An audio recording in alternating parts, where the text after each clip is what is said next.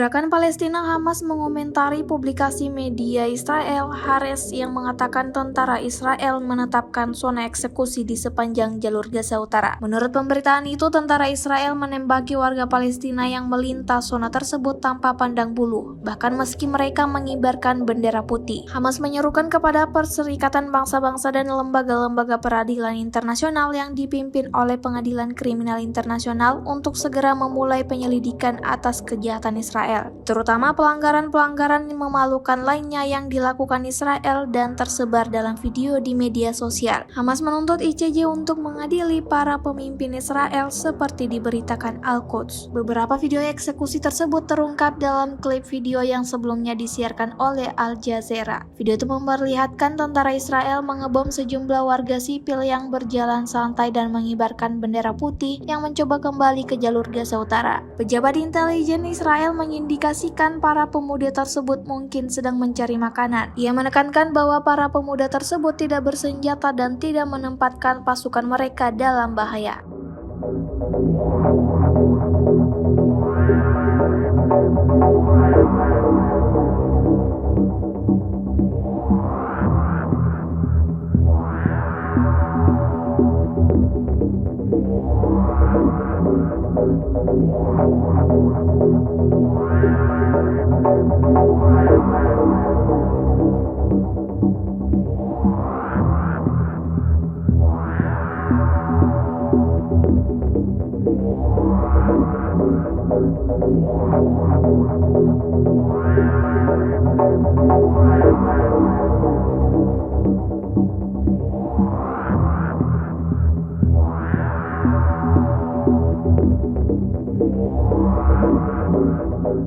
Download Tribun X sekarang, menghadirkan lokal menjadi Indonesia.